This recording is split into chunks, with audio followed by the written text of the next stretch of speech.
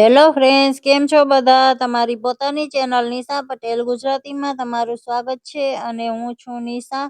આજે આપણે ફરસાણવાળાની દુકાન જેવી જ આલુ સેવ ઘરે બનાવીશું ફ્રેન્ડ્સ. તેલ પણ નહીં ચડી જાય અને ઠંડી થયા પછી નરમ પણ નહીં પડે, એકદમ ક્રિસ્પી એવી સેવ બનીને તૈયાર થાય છે ફ્રેન્ડ્સ. તો ચાલો રેસીપીને જોઈ લઈએ. એના માટે આ 2 મીડિયમ સાઇઝના બટેકાને મેં બાફીને આ રીતે છાલ કાઢીને તૈયાર કરી લીધા છે. ફ્રેન્ડ્સ, આ રેસીપી માટે બની શકે તો આપણે બટેકાને રેસીપી બનાવી હોય એની પહેલા 2 થી 3 કલાક પહેલા જ આ રીતે બાફીને આપણે ઠંડા કરીને રાખી દેવાના છે. બને તો ફ્રીજમાં રાખી દઈશું, એનું રિઝલ્ટ બહુ સારું આવે છે. હવે આપણે આ રીતે ખમણીની મદદથી ખમણી લેશું. તમે આને મેશ પણ કરી શકો છો, પણ આમાં એકદમ પણ ગાંઠા ન રહેવા જોઈએ. એટલે આ રીતે ખમણીને લઈશું તો એકદમ સરસથી બારીક બટેકું સરસ રીતે થઈ જશે આપણે. હવે આ મોટા વાસણમાં આપણે બટેકું ખમણેલું એડ કરી દઈશું. આ ખમણેલા બટેકાને આપણે આ વાસણમાં લઈ લીધું છે. હવે આપણે એમાં મસાલા કરીશું. તો ટેસ્ટ પ્રમાણે મેં આમાં નમક એડ કર્યું છે અને સારા કલર માટે થોડું એવું હળદર પાવડર એડ કર્યો છે. હવે આપણે આમાંથી સેવ બનાવવાની છે, તો મસાલામાં આપણે વાટેલા આદુ મરચા કે પછી અજમા એવું કંઈ પણ એડ નહીં કરીએ, નહીં તો સેવના મશીનમાંથી સેવ પાડવામાં બહુ પ્રોબ્લેમ થશે. તો અમે હવે લાલ મરચું પાવડર એડ કર્યું છે ફ્રેન્ડ્સ. આ રીતના મસાલા જ આપણે બધા એડ કરીશું. 1 પિંચ જેટલી હિંગ એડ કરી છે મેં. અને આ કાળા મરીનો પાવડર લીધો છે, એકદમ બારીક પાવડર છે ફ્રેન્ડ્સ. અડધી ચમચી જેટલો એ એડ કર્યો છે અને 1 ચમચી જેટલું તેલ એડ કરીશું. અમે સિંગ તેલ લીધું છે.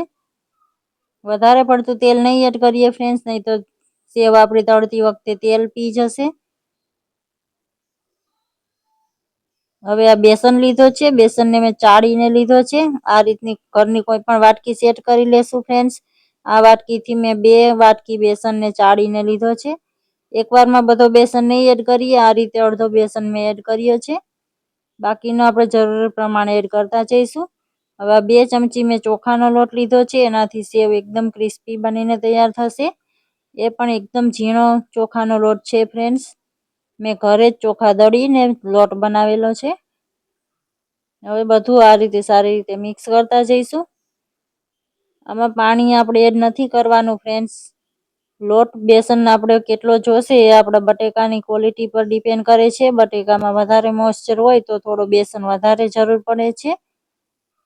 આ રીતે સારી રીતે મસળતા જઈશું એટલે સારી રીતે બટેકા સાથે બેસન આપણો મિક્સ થતો જશે. અને જરૂર પડે એમ આ રીતે થોડું થોડું બેસન આપણે એડ કરતા જઈશું. ફ્રેન્ડ્સ, તમે મારી ચેનલને હજુ સુધી સબસ્ક્રાઇબ ન કરી હોય તો પ્લીઝ ચેનલને સબસ્ક્રાઇબ જરૂરથી કરી દો અને બેલ આઇકનને પ્રેસ કરી દો, જેથી કરીને મારી નવી વિડીયોની નોટિફિકેશન તમને મળતી રહે. તો આ રીતે થોડો થોડો કરીને આપણે બધો બેસન આમાં એડ કરી દીધો છે. બેસન હાથમાં ચોટે છે બહુ, તો આ રીતે તેલવાળી ચમચી કરીને આપણે સરસ રીતે ક્લીન કરી લેશું વાસણને. તો આ આપણો આલુ સેવ બનાવવાનો લોટ તૈયાર છે. આ તમે જોઈ શકો છો, આટલો નરમ લોટ છે ફ્રેન્ડ્સ. તો હવે આપણે આલુ સેવ બનાવવાની તૈયારી કરીએ. સાઈડમાં ગેસ પર મેં તેલ પણ ગરમ થવા માટે રાખી દીધું હતું અને હવે આપણે મશીનને તૈયાર કરી લેશું. તો આ રીતનું સેવ બનાવવાની જે જાળી આવે છે એ મેં લગાવી દીધી છે અને તેલથી ગ્રીસ કરી લેશું. તમારી પાસે જે પણ ટાઈપનું સેવ બનાવવાનું મશીન હોય, પ્રેસવાળું હોય કે આ રીતનું હોય, એ મશીન લઈ લેવાનું છે અને આ રીતે એકવારમાં જેટલો આવે એટલો લોટ આપણે એમાં એડ કરી દેશું. અને આ તેલ ગરમ થઈ ગયું છે. હવે આપણે આ રીતે સેવ પાડી લેશું.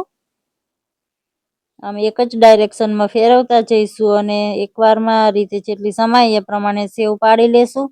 બહુ વધારે પડતું આપણે નથી પાડવાની ફ્રેન્ડ્સ સેવ, નહીં તો એકબીજે આપસમાં ચોટી જશે. અને સેવને આપણે હાઈ ફ્લેમ પર જ કરવાની છે ફ્રેન્ડ્સ. લો ફ્લેમ પર કરીશું તો આમાં આલુ છે એટલે સેવ એકદમ તેલ પી જશે ફ્રેન્ડ્સ. તો આ રીતે એકદમ ગેસની ફૂલ ફ્લેમ પર આપણે સેવને ફ્રાય કરી લેશું. એક સાઈડથી થવા દઈશું. આ રીતે 30 થી 40 સેકન્ડનો ટાઈમ લાગશે ફ્રેન્ડ્સ, વધારે સમય નથી લાગતો. પછી આ રીતે પલટાવી દઈશું અને આ રીતે અલટ પલટ કરીને આપણે એક બેચને ફ્રાય કરી લેશું. તો આ રીતે એકદમ સરળતાથી ફ્રેન્ડ્સ બજાર કરતા ખૂબ જ ઓછા ખર્ચમાં ડબ્બો ભરીને આલુ સેવ બનીને તૈયાર થઈ જાય છે. આ રીતે બેચને આપણે વારાફરતી ફ્રાય કરતા જઈશું અને એને કિચન ટીસ્યુ પર મોટા વાસણમાં મેં લઈ લીધા હતા. અને આ જે સેવ વચ્ચે રહી ગઈ છે તેલમાં એને પણ આપણે કાઢી લઈશું જેથી કરીને બળી ના જાય. અને સેમ એ જ રીતેથી બીજો બેચ ફ્રાય કરી લીધો છે.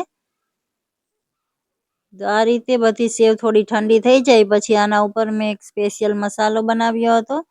તેમાં લાલ મરચું પાવડર અને સંચળ પાવડર લીધો છે. તમે આમાં આમચૂર પાવડર અને ચાટ મસાલો પણ એડ કરી શકો છો ફ્રેન્ડ્સ. મેં આ બે જ વસ્તુ એડ કરી છે. તો આનો ટેસ્ટ ઉપરથી એડ કરવાથી બહુ જ સારો આવે છે. તો હવે આપણી આ સેવ બધી બની ગઈ છે. એને આ રીતે થાળીમાં લઈ લેશું. 2 વાટકી બેસનમાંથી આ રીતે 5 થી 6 બેચ બનીને તૈયાર થયા હતા ફ્રેન્ડ્સ. તો આ બધી સેવ બની ગઈ છે આપણી. હવે આને આપણે હળવા હાથે ક્રશ કરી લેશું જેથી કરીને એમાં મસાલો સારી રીતે મિક્સ થઈ જાય. આ રીતે એકદમ હલકા હાથે આપણે પ્રેસ કરીશું.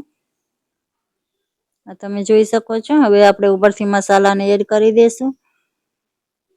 અલટ પલટ કરીને આ રીતે થોડી ઉપર નીચે કરીને બધી બાજુ આપણે મસાલાને એડ કરી દઈશું. અને આને ઠંડી થયા પછી તમે એરટાઇટ કન્ટેનરમાં ભરીને 15 થી 20 દિવસ માટે સ્ટોર કરી શકો છો. તો ફ્રેન્ડ્સ તમને મારી આ રેસીપી કેવી લાગી? સારી લાગી છે તો લાઈક કરી દેજો. તમારા ફેમિલી અને ફ્રેન્ડ્સ સાથે શેર જરૂરથી કરજો અને કમેન્ટ કરીને જરૂરથી જણાવજો. મળીએ છીએ આવી જ નવી રેસીપી સાથે. Thank you for watching.